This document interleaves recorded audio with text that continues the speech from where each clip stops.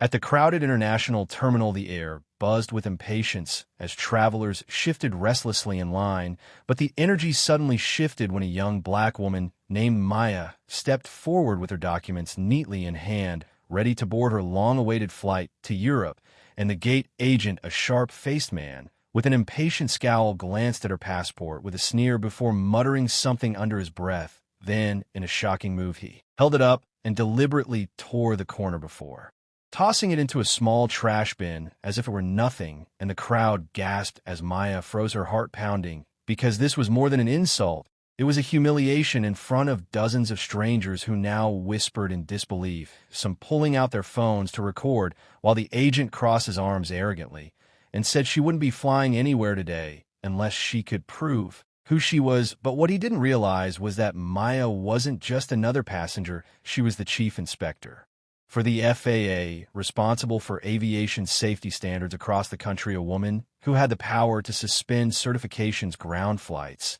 and even launch federal investigations. And as she bent down calmly to retrieve her damaged passport, her mind raced between fury and composure, because she knew this was bigger than herself. It was about how many others had quietly endured this kind of treatment without a voice and without authority. So she straightened her shoulders and asked the agent loudly, enough for the whole gate area to hear, whether he understood the consequences of falsifying travel records and tampering with federal documents, since a U.S. passport was government property and not his to destroy. Now, imagine being in that terminal witnessing this. Would you have stepped in to defend her or stayed silent like so many did? And as the silence grew heavier, Maya pulled out her federal badge from her travel case, holding it high for all to see, and the gate agent's face drained of color, the bravado melting instantly into panic as murmurs spread through the crowd like wildfire, cameras clicking